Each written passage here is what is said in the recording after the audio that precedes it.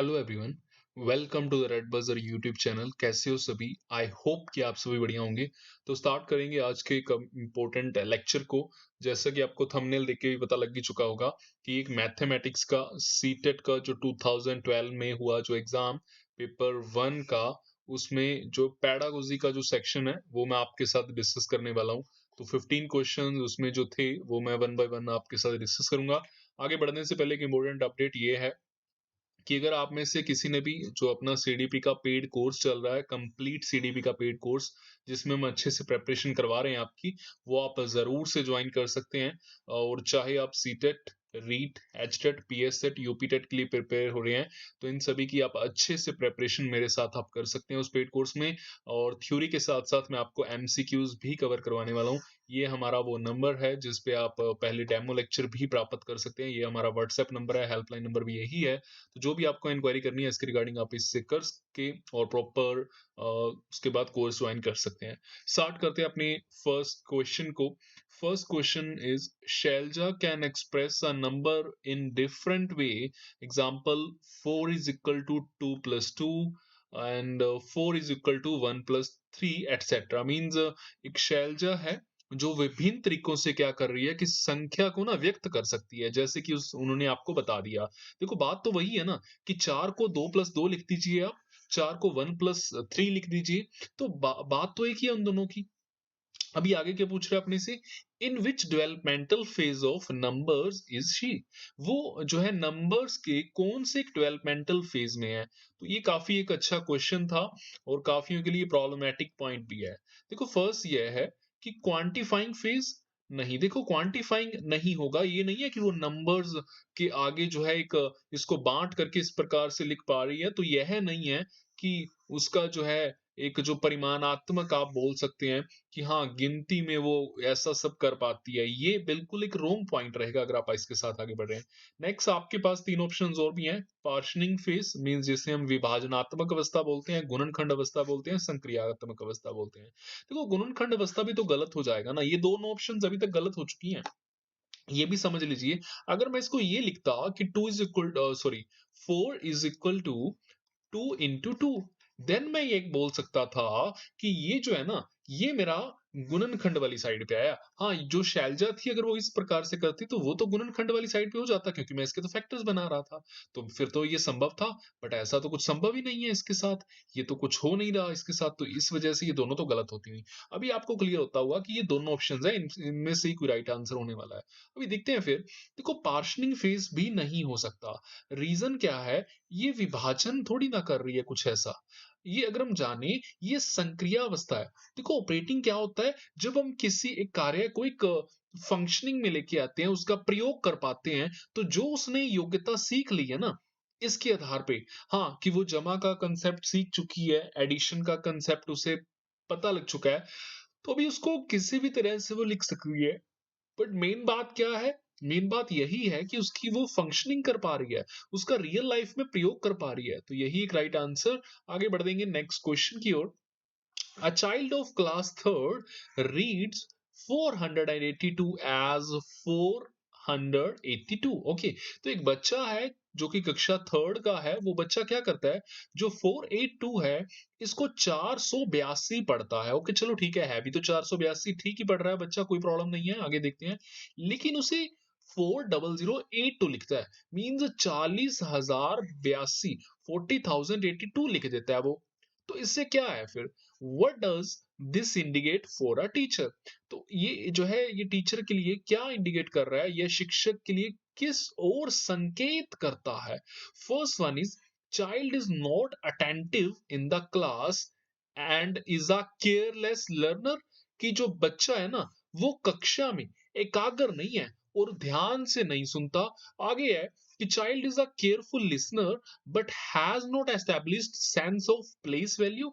कि बच्चा ध्यान से सुनता है लेकिन स्थानीय मान जो है ना, प्लेस वैल्यू की समझ वो स्थापित नहीं कर पाया है। थर्ड है child is confusing the expression of number in expanded form and in short form. कि बताया जा रहा है हिंदी में भी आप देख सकते हैं कि बच्चा संख्या की अभिव्यक्ति के विस्तारित रूप और लघु रूप से भ्रमित है। देखो ये आप समझ लीजिए एक्सपेंडेड फॉर्म क्या होती है? एक्सपेंडेड फॉर्म तो ये है ना मान के चलते हैं 482 को ही आपने लिखना है। चलो मैं इसको एक अलग से भी आपको क्लियर करता हूँ। पहले तो बात आती है एक्सपेंडेड फॉर्म की। एक्सपेंडेड फॉर्म में आप क्या देखेंगे? अगर जैसे 482 है, तो 482 को मान के चलते हैं कि बच्चा 400 प्लस 80 प्लस 2 अगर इस प्रकार से लिखता है ना ये है इसकी एक्सपेंडेड फॉर्म और ये होती है इसकी शॉर्ट फॉर्म। तो जैसा कि उन्होंने ये यहाँ पे आपसे पूछा भी हुआ है यहाँ पे, तो ये तो गलत है। ऐसा करने में कुछ ऐसी उसको प्रॉब्लम नहीं है, ऐसे इसमें तो बच्चा कंफ्यूज नहीं हो रखा, क्योंकि अगर वो उसकी कुछ उस प्रकार से डाउट होता ना तो फिर हम समझ भी लेते ये एक अलग प्रकार का डाउट है, उसकी बातें अलग है जो एक्सपेंडेड एंड शॉर्ट फॉर्म होती हैं। देखिए थर्ड ऑप्शन तो बिल्कुल रॉन्ग है। लास्ट है कि शिक्षक को स्थानीय मान विषय तब ही पढ़ाना चाहिए जब बच्चे संख्याओं को भली भांति लिखना सीख जाएं। तो teacher should teach the concept of place value when the children are able to write numbers correctly. देखो यहाँ पे प्रॉब्लम है। क्यों? जब बच्चे नंबर्स को अच्छे से सीखेंगे और उसके बाद आप प्लेस वैल्यू के साथ उनको इंट्रोड्यूस प्लेस वैल्यू का कंसेप्ट उनको इंट्रोड्यूस करवा रहे हो तो आप बिल्कुल उन्हें पीछे धकेल रहे हो काफी। रीजन क्या है? देखो अगर आप बच्चे को बता रहे हो कि बेटा ये 9 से आपने आगे 90 की ओर बढ़ना है, तो ये यहाँ चलो मान के चलते हैं इसी की एग्जांपल से। 0 क्या है बच्चे को अगर आप क्लियर नहीं करोगे, उसके बाद ये 9 क्या है क्लियर नहीं करोगे, मीन्स क्लियर कैसे? बेटा ये ना ये वन्स प्लेस होता है और बेटा ये होता है टेंस प्लेस। आगे बढ़ेंगे बेटा ये 100 प्लेस और ये 1000 प्लेस, इस तरह से चलेगा ना। तो बच्चे को अगर आप इसी तरह से आगे बढ़ाएंगे तो ज्यादा बढ़िया रहेगा, अदरवाइज फिर प्रॉब्लम तो होने वाली है। तो मीन्स ये अभी तक ये थर्ड ऑप्शन भी गलत, फोर्थ भी गलत है, अभी आपके पास पेंडिंग है दो। देखो सेकंड ऑप्शन बिल्कुल एक राइट है। Child is a careful listener but has not establish sense of place value. तो बिल्कुल बढ़िया ऑप्शन अपने को मिल चुका है। मूव करेंगे नेक्स्ट क्वेश्चन की ओर, आगे मूव करते हैं। देखो हो सकता है आपको लगे किसी को कि सर तो मैथमेटिक्स के इस लेक्चर्स में टाइम बहुत लगाते हैं। देखो मैं टाइम बिल्कुल लगाना चाहूंगा भी, और मैं समझता हूँ आपको भी इसी तरह से अच्छे से समझ आती होगी, क्योंकि ये मैथमेटिक्स की पेडागोजी इतनी आसान होती नहीं है। अगर हर एक पॉइंट को हम अगर अच्छे से समझेंगे ना, तभी ये हमें क्लियर हो पाएंगी। अदरवाइज फिर कंफ्यूजन तो क्रिएट करती ही है ये तो, दूसरों के लिए तो आपके लिए भी कर देगी, कौन सी बड़ी बात है फिर। ठीक है, तो हमारा यही पर्पस है कि हम अच्छे से हर एक पॉइंट को क्लियर करते हुए आगे बढ़े। तो बढ़ते हैं फिर आगे ही। तो टू इंट्रोड्यूस एक बात है, थोड़ा बहुत अगर समय ज्यादा लग जाए कोई बात नहीं है, बट जितना सीखें बढ़िया तरीके से सीखें और बढ़िया तरीके से मैं भी सिखाऊं, यही मेरा पर्पस है। बढ़ेंगे आगे। To introduce subsection of two digit numbers in class third, a teacher proceeds in the following steps. तो बात की जा रही है कि कक्षा 3 में दो अंकीय संख्याओं के व्याकलन को प्रस्तुत करने के लिए शिक्षक निम्नलिखित चरणों का अनुगमन करता है। तो देखते हैं फर्स्ट स्टेप में क्या कर रहा है वो, revision of two digit numbers with understanding of place value system. कि वो क्या कर रहा है, पहले चरण में तो क्या कर रहा है, स्थानीय मान व्यवस्था की समझ के साथ दो अंकीय संख्याओं की पुनरावृत्ति कर रहा है, मींस उसे रिपीट कर रहा है। सेकंड क्या कर रहा है कि use of tally marks to show that smaller numbers can be subtracted from larger numbers. Tally marks आप समझ सकते हैं ना, जो हम ये बनाते थे। तो इसके वाया वो बात की जा रही है कि इसके वाया क्या करता है ना, कि वो क्लियर करता है बच्चों को कि इससे क्या होगा कि हम इसमें सबसेक्ट कर सकते हैं जो है बड़े नंबर्स में से। तो ये टैली का कंसेप्ट होता है, जैसे कि ये 5 लाइंस हैं और ये 3 हैं, तो इस तरह से अगर हम इसको देखें तो यहाँ पे आंसर कितना आ जाएगा 2, है ना? तो ये टैली सिस्टम है जिससे हम इसको बच्चों को ये अच्छे से ये कंसेप्ट भी क्लियर करवा सकते हैं। ओके चलो ये टीचर ने यूज किया। उसके बाद क्या किया टीचर ने, application of subtraction on numbers under each column of place value in this teacher is developing the lesson। अभी दो से तीन बातों को आप ध्यान में रखिए। पहली बात तो क्या, रिवीजन करवाई टीचर ने टू डिजिट नंबर्स के साथ, जैसा कि आपने यहां पे भी देखा था, पहले पुनरावृत्ति करवाई, फिर उसने क्या किया कि उन्हें कुछ ना कुछ टैली चिन्हों का प्रयोग करना सिखाया। फिर उसके बाद क्या किया, स्थानीय मान के जो बेसिस पे ना, जो प्रत्येक कॉलम के अंतर्गत संख्याओं का व्यकलन का अनुप्रयोग मींस उसका एप्लीकेशन वाला पार्ट सिखाया। तो अभी इन्हीं बातों को फिर हमें समझना होगा। देखो पहले क्या है, सिस्टम, कंसेप्ट, फिर है ऑपरेशन, फिर है एल्गोरिथम। मींस इनमें से ना आपको चारों में से देखनी है कौन सी ऑप्शन राइट है। मैं डायरेक्ट आपको छह लेके चलता हूँ कि राइट ऑप्शन की ओर। राइट ऑप्शन है इसमें ये वाली, अभी समझिएगा। सिस्टम कंसेप्ट कैसे, जैसे कि हमें एक कंसेप्ट बिल्ड करना होगा। पहले टीचर ने क्या किया, बच्चों का एक ना सिस्टम से जो है एक सिस्टमैटिकली वे से कंसेप्ट बिल्ड करवाया। एल्गोरिथम क्या होते हैं, एक सेट ऑफ रूल्स जो हम प्रॉब्लम्स को सोल्व करने के लिए यूज करते हैं, जो किसी एक्सपर्ट्स के द्वारा रेडी किए गए हैं। तो बिल्कुल आप वैसा ही यहीं पे देख रहे हैं कि टैली मार्क्स क्या है। अगर टैली मार्क्स को वो शो करता है स्मॉलर नंबर्स को सब्सट्रैक्ट करने के लिए लार्जर नंबर में से, तो वो क्या कर रहा है, एल्गोरिथम्स का ही तो यूज कर रहा है। वो टीचर उसी का यूज कर रहा है, जो कि एक बिल्कुल एक डाटा जो फिक्स कर दिया गया है एक्सपर्ट्स के द्वारा किसी प्रॉब्लम को फिक्स करने के लिए, सेट ऑफ रूल्स ही तो है। तो एल्गोरिथम हो गया, जिसे हम हिंदी में बोल देते हैं परिकलन प्रक्रिया। पहले व्यवस्था संकल्पना का यूज किया, फिर किया परिकलन प्रक्रिया का, और संक्रिया से तो क्वेश्चन पहले भी एक आ ही चुका है। संक्रिया से भाव अपना एप्लीकेशन से, मींस अप्लाई करने से यहाँ पे। तो यहाँ पे वही बात ही तो हुई। तो पहले आप एक कंसेप्ट बिल्ड कीजिए, फिर एक सेट ऑफ रूल्स अपनाइए, एंड देन उन्हीं चीजों को आप लाइफ में अप्लाई कीजिए। तो इसी के तो बेसिस पे टीचर भी तो आगे बढ़ रहा है। तो काफी बढ़िया पॉइंट था ये भी अपने को जो क्लियर होता हुआ। बढ़ते हैं नेक्स्ट क्वेश्चन की ओर। Fourth question is on your screen. Which two numbers when multiplied give the product 24? This question, तो बात की जा रही है किन दो संख्याओं को गुना करने पर आपको 24 गुणनफल प्राप्त होगा। देखो मींस अभी वो दो संख्याएं कोई भी तो हो सकती हैं। फॉर एग्जाम्पल, जैसे आप देखेंगे कि 2 इंटू 12 कीजिए, तो आंसर कितना आएगा, 24। आप इसमें से चलो एक से छोटी रकम भी लेते हैं। एक छोटी स्टेटमेंट क्या है, 1 इंटू 24 कीजिए, तो कितना आएगा आंसर, 24। इसके अलावा चाहे आप कुछ भी और ले लीजिए, 3 इंटू 8 ले लीजिए, इसके अलावा आप 4 इंटू 6 ले लीजिए, है ना। तो ये सारे के सारे आपको क्या रिप्रेजेंट कर रहे हैं, ऐसे ऐसे जो भी आप एग्जांपल्स ले सकते हैं। तो ये आपसे पूछा जा रहा है कि ये क्वेश्चन किस प्रकार का क्वेश्चन है। देखो, फर्स्ट ऑप्शन में ही अपना आंसर है, is an open ended question and as it has more than one answer. देखो वैसे भी इन्होंने सब कुछ ही क्लियर कर दिया था यहाँ पे, बस जस्ट क्वेश्चन को समझने की जरूरत थी। ओपन एंडेड क्वेश्चंस कौन से होते हैं, जिनके मल्टीपल आंसर्स होते हैं, and I discussed with you guys. Okay, so hit the like button. Okay, तो ये फर्स्ट ऑप्शन बिल्कुल एक राइट ऑप्शन है, जो अपने को यहाँ पे क्लियर भी हो चुका है कि एक मुक्त अंत वाला प्रश्न है। देखो, क्लोज एंडेड क्वेश्चन वो होता है जिसका सिंगल ही आंसर होता है, तो वो एक बात अलग थी, बट वो तो यहाँ पे एप्लीकेबल हो नहीं रही है। तो जिसका सिंगल आंसर हो, जैसे कि इंडिया के प्रेसिडेंट कौन है, तो आंसर है रामनाथ कोविंद। तो वो आंसर क्या है, एक क्लोज एंडेड क्वेश्चन है। जो मैंने जो क्वेश्चन अपने आप से पूछा, मैंने खुद ही आंसर किया, तो वो एक क्लोज एंडेड क्वेश्चन था जिसका एक ही आंसर होता है ना। तो बिल्कुल वो तो फिर यहाँ पे नहीं है। बाकी भी आप देख सकते हैं ऐसा कुछ भी नहीं होने वाला, बस वो राइट ऑप्शन अपने को मिल चुका है। Next question number 5th is on your screen. The students of class 5th were able to attempt 1 upon 2 divide 1 upon 3 the problem correctly। तो कक्षा 5वीं के जो ना विद्यार्थी हैं, वो इस प्रॉब्लम को, इस समस्या को अच्छे से हल कर सकते हैं। वो इस इनों में इनको हल करने में उन्हें कोई दिक्कत नहीं है, but not able to solve the problem. जो है वो कौन सी प्रॉब्लम, एक जो प्रॉब्लम दी गई है उसको सॉल्व नहीं कर पाते हैं, वो इस समस्या का हल नहीं कर सकते थे। वो कौन सी समस्या थी, how many 1/3 cake pieces are there in half a cake. कि आधे केक में कितने 1/3 केक के टुकड़े हैं। देखो समझने की कोशिश कीजिएगा कि बात एक ही है। देखो आप हाफ केक ले लीजिए, है ना। तो हाफ केक में से जब आप जो है इसमें आप डिवाइड करके देखेंगे 1/3 के साथ, तो आंसर तो तभी आएगा। ये तो एक काफी बेसिक सी बात थी। इसमें इसमें तो कोई फिर डाउट ही नहीं रहने वाला है।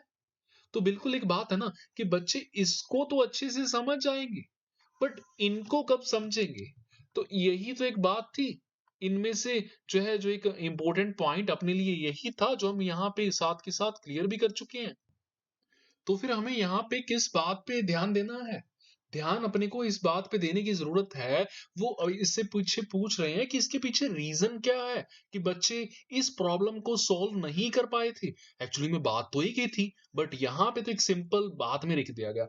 मैंने आपको ना पिछले एक एग्जाम में जो हमने प्रीवियस जो पेपर किया था पैडागोजी के रिगार्डिंग ही, जैसे कि मैंने आपको वहां पे भी डिटेल में करवाया था, और उसको भी आप चेक कर सकते हैं। वैसे जरूर देखा कीजिए, इससे आपको काफी बेनिफिट मिलने वाला है।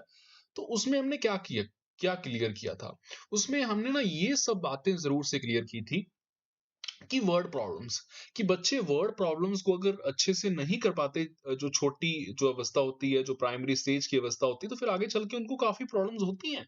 तो यही तो एक बात है, ये थी एक वर्ड प्रॉब्लम, जो एक शब्दों में दी गई समस्या होती है ना, बस वही होती है।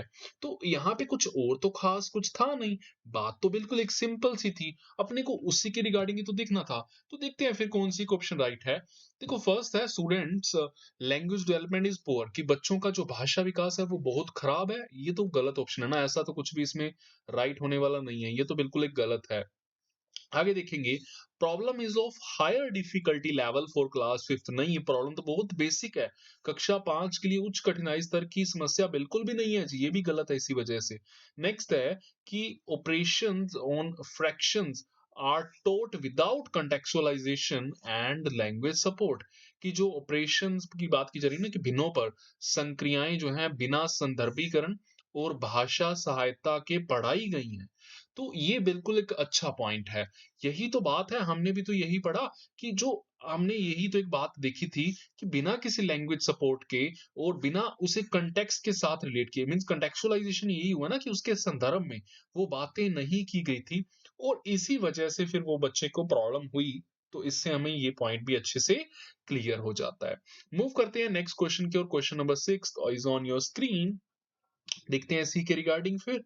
तो Hamida always allow her students to observe the number pattern and to form conjectures on their own in order to enhance their mathematical abilities. She wrote the following problems on board and asked students to write the answers. Hindi में भी आप देख सकते हैं। हामिदा अपने विद्यार्थियों की गणितीय योग्यताओं को समृद्ध करने के लिए उन्हें सदा संख्या प्रतिरूपों का अवलोकन करने और प्रतिकल्पना बनाने देती है। यह बोर्ड पर निम्नलिखित समस्याएं लिखती है और विद्यार्थियों से कहती है कि वे इसका उत्तर लिखें। बिल्कुल इसका उत्तर लिखें वो बात कर रही है। जैसे कि ये है 21 डिवाइड 7 है, और 2.1 डिवाइड 7 है, ये है। ठीक है, ये सब आप देख सकते हैं, ये प्रॉब्लम्स उन्होंने बच्चों के सामने लिख दी हैं। तो अभी वह प्रश्नों के सेट के माध्यम से, मीन्स जो ये उसने ये सेट लिखे हैं प्रश्नों के, तो यह चाहती है कि विद्यार्थी यह अवलोकन कर सकें कि, तो बच्चे क्या अवलोकन कर सकें, इसके लिए देखते हैं। फर्स्ट है, as one factor is divided by 10 and other is multiplied by 10, the product remains in same, कि अगर आप प्रोडक्ट जो एक जो फैक्टर है ना, उसे आप 10 से डिवाइड कीजिए और चाहे आप उसे 10 से मल्टीप्लाई कीजिए, तो जो उनकी जो गुना होगी, उसके बाद जो उनका प्रोडक्ट होगा वो सेम रहेगा। नहीं, ऐसा तो कहीं भी नहीं हो रहा ना। हम ऐसा थोड़ी ना देख पा रहे हैं कि जो गुणज को 10 से विभाजित किया जाए, उसे चाहे उसे गुना दिया जाए, तो गुणनफल समान थोड़ी ना रहेगा, ये तो चेंज हो जाने वाला है इस केस में। आगे देखते हैं और कौन सी ऑप्शन बेस्ट हो सकती है। जब एक भाजक को 10 से घटित होती है, means as one divisor is decreased by 10 and the other is increased by 10 power of 10, the product remains same. नहीं, ऐसा भी बिल्कुल गलत है। यहाँ पे आप देख सकते हैं ये ऑप्शन भी बिल्कुल गलत हो गई है। नेक्स्ट है, यदि भाजक और भाज्य दोनों को 10 की घात से बढ़ाएं या घटा दें, तो भागफल समान रहता है। ये ऑप्शन बिल्कुल राइट है, समझ भी लीजिए इस बात को। क्या बोलो उन्होंने, कि if both the divisor and the dividend are increase और डिक्रीज, चाहे उन्हें इंक्रीज कर दीजिए चाहे डिक्रीज कर दीजिए, 10 की पावर के साथ जो कोशेंट है ना, वो सेम ही रहने वाला है। जैसे कि आप देख ही लीजिए, खुद ही अनुभव करेंगे उसके बाद आप खुद।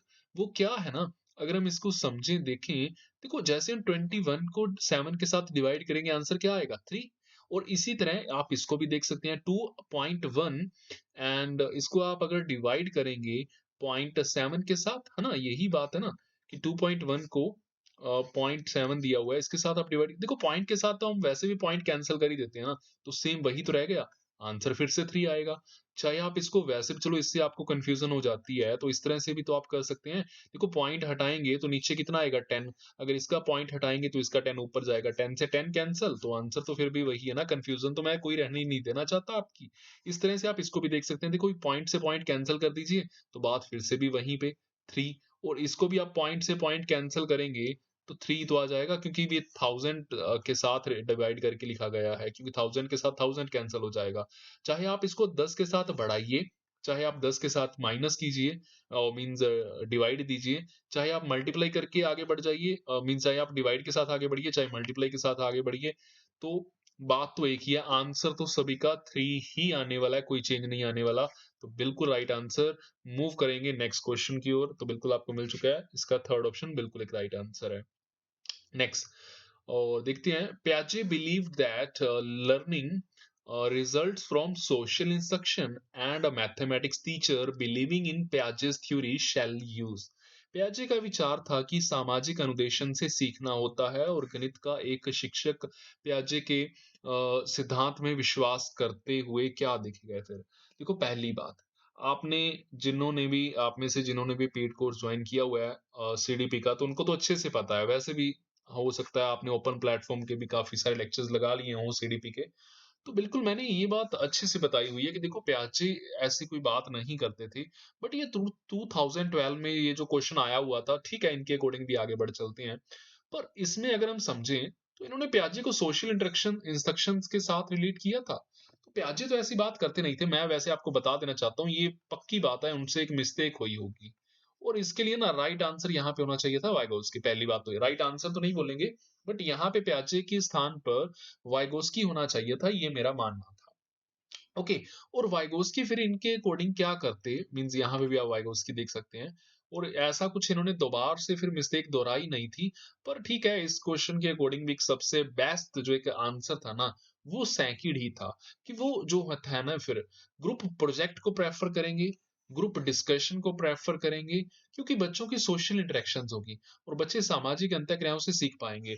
तो बिल्कुल इस सेकंड ऑप्शन बिल्कुल एक जो है राइट ऑप्शन है। तो इसको आप जरूर से उसकी ओर देख सकते हैं। नेक्स्ट है, प्रदीप को एक टूटा हुआ रूलर 2, 3, 4, 5, 6 यह दिखाया गया है, दिखाया जाता है। और वो कैसा रूलर है टूटा हुआ, ये है। ये एक ऐसा स्केल टाइप है, एक ऐसा, एक जो आप समझ सकते हैं एक रूलर है, ठीक है।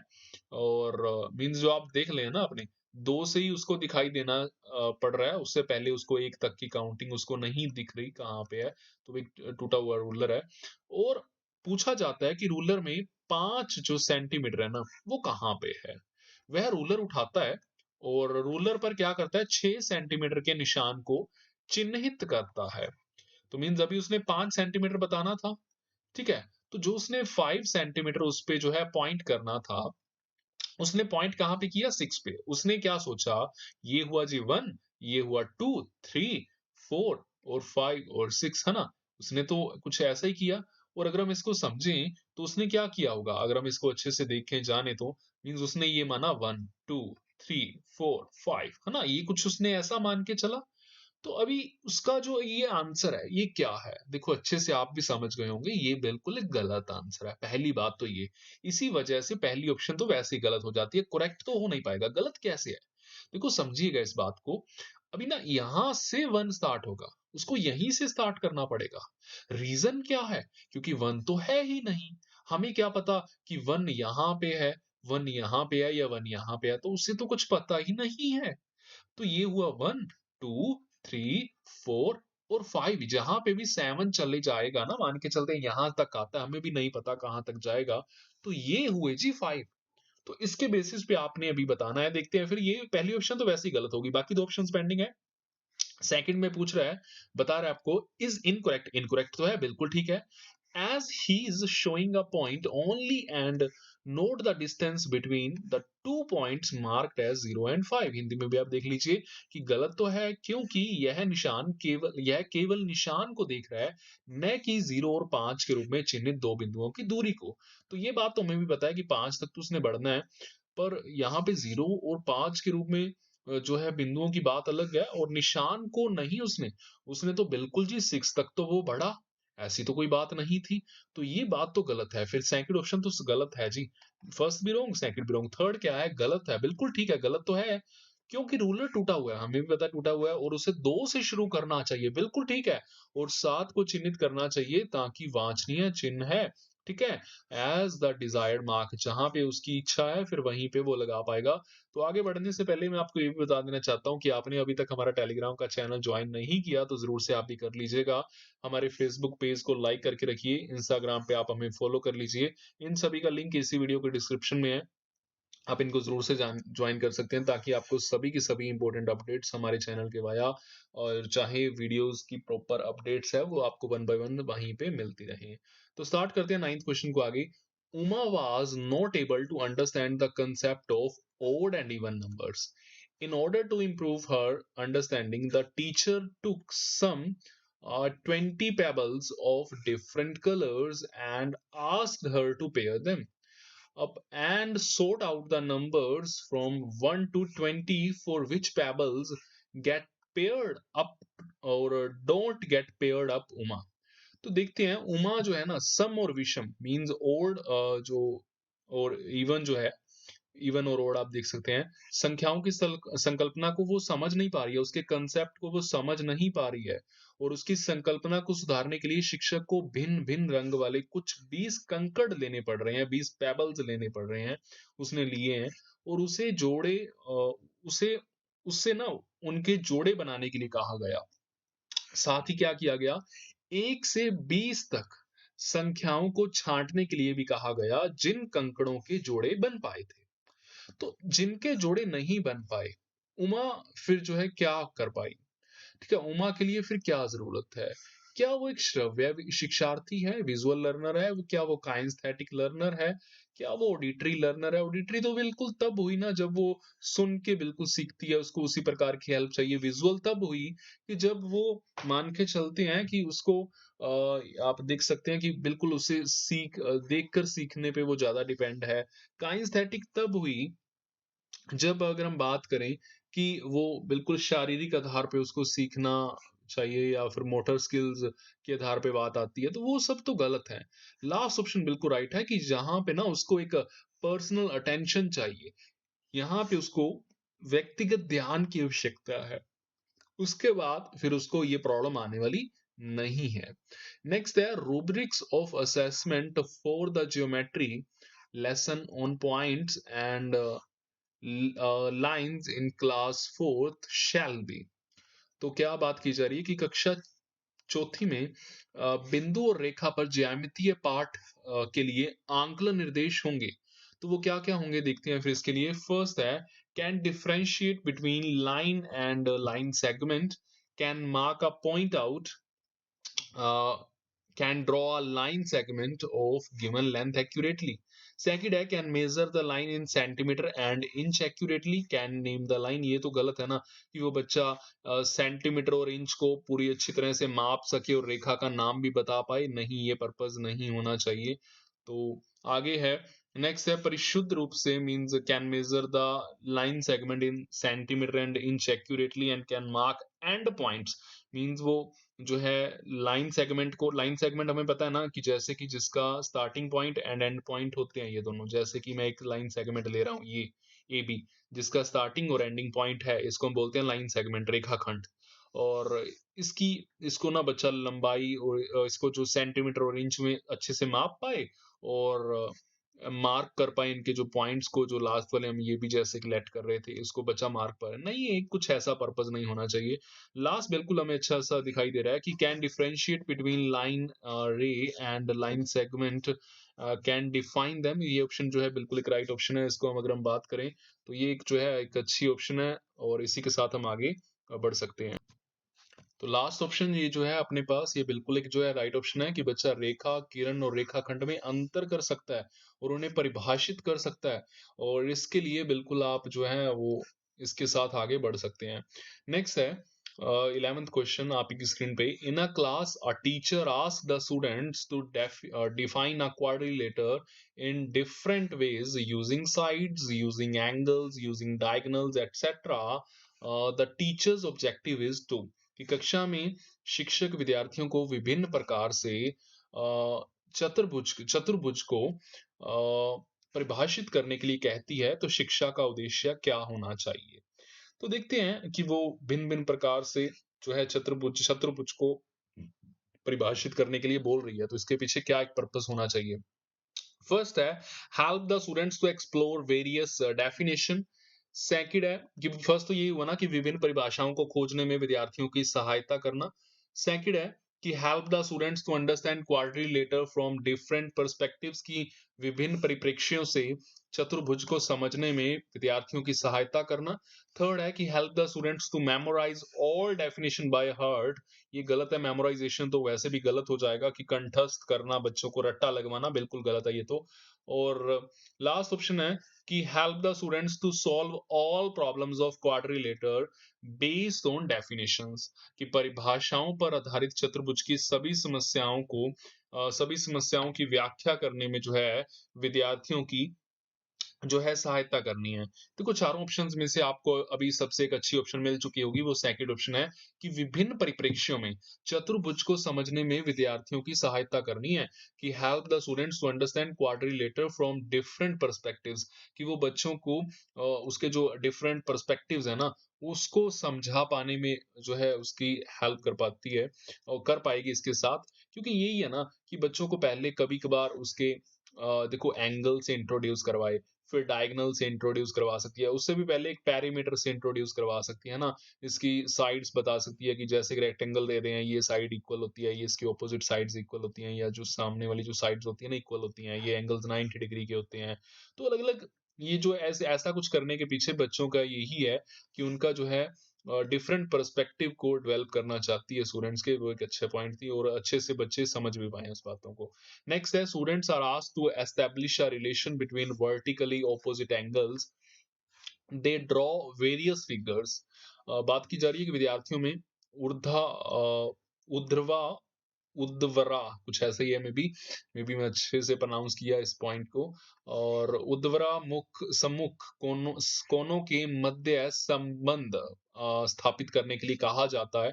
वे कई आकृतियां खींचते हैं, कोनों को मापते हैं और यह देखते हैं कि जो वर्टिकल ऑपोजिट एंगल्स है ना वो समान है।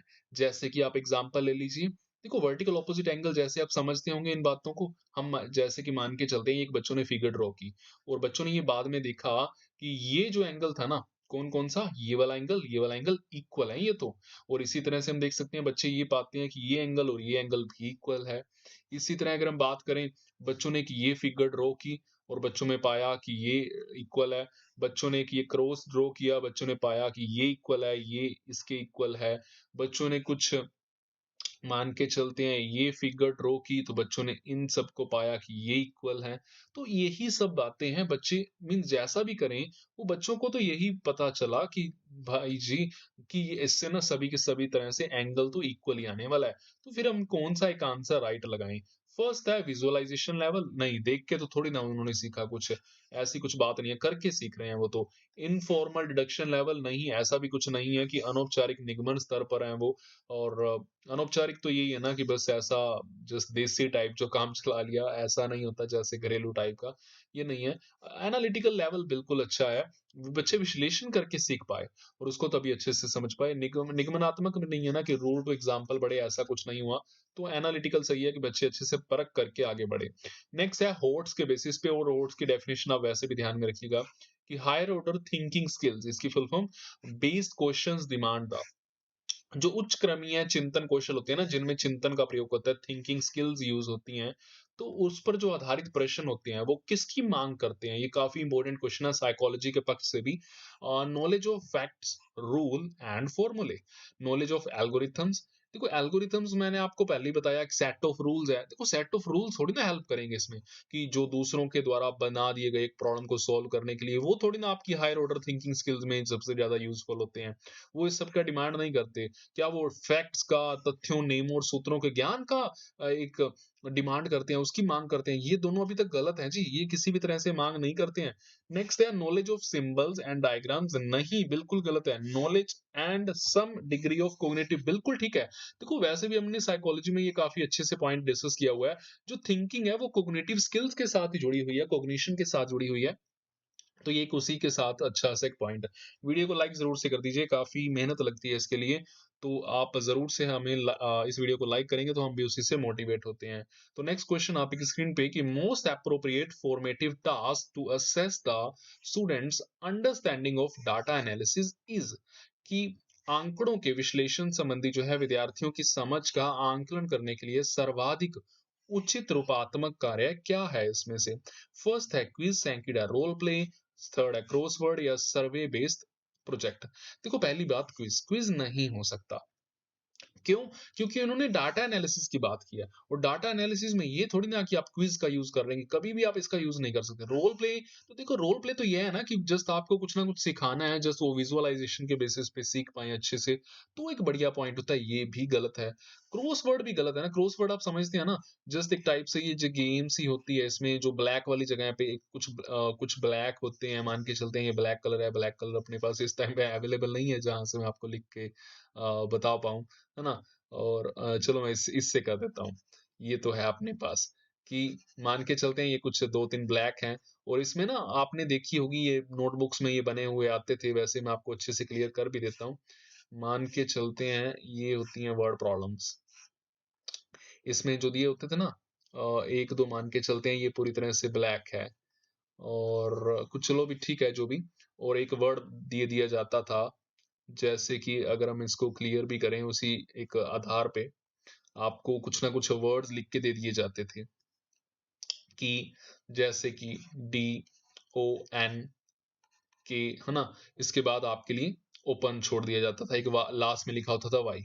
अभी क्या था ना, अपने को हिंट मिल जाता था कि अगर हम यहाँ पे ई लगा दें तो क्या हो जाएगा, ये डोंकी, है ना। चलो ठीक है जो भी है वो आप देख सकते हैं। तो ये था, एक ये होती थी जो क्रॉस वर्ड्स, इसी तरह से कुछ ना कुछ फ्रेज बन रहे होते थे, कुछ ना कुछ इस तरह से तिरछे हो जाते थे, कुछ ना कुछ इस तरह से हो जाते थे, कुछ इस प्रकार हॉरिजॉन्टल वर्टिकली, तो कुछ ना कुछ इस प्रकार से होती थी, वो होती थी क्रॉस वर्ड्स, है ना। ये तो ऐसा कुछ नहीं है।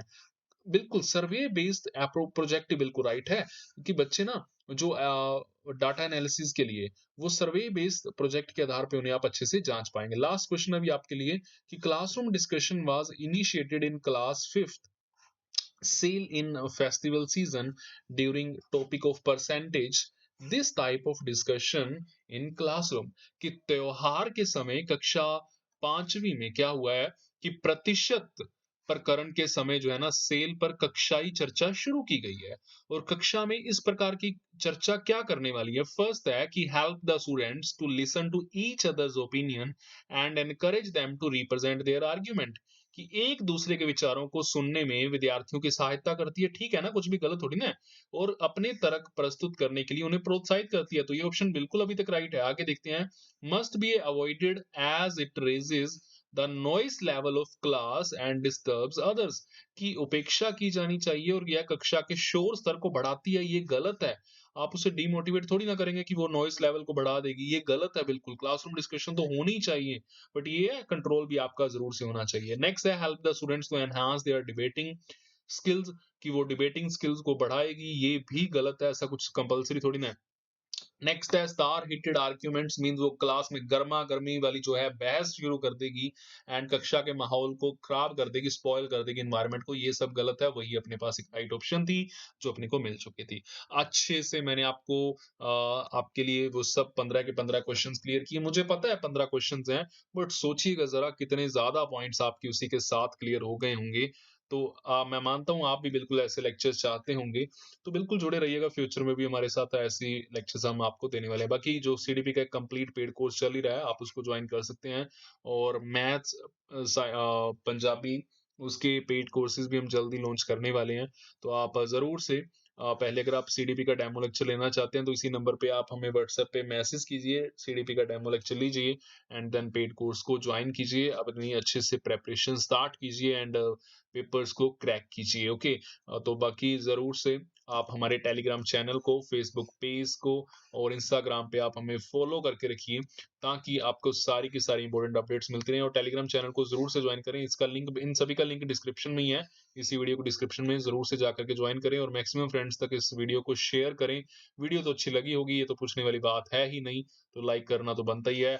और जो भी आज के न्यू व्यूअर्स हैं, टेट बजर की यूट्यूब चैनल को सब्सक्राइब करके बेल आइकन को प्रेस करके जाएंगे और जरूर से अपने कम से कम 2 फ्रेंड्स तक तो इन वीडियोस को शेयर कीजिए जो भी प्रिपरेशन कर रहे हैं, ताकि आपके साथ-साथ वो भी इन वीडियोस का बेनिफिट अच्छे से ले पाएँ। मिलते हैं जी नेक्स्ट वीडियो में, तब तक के लिए बाय बाय।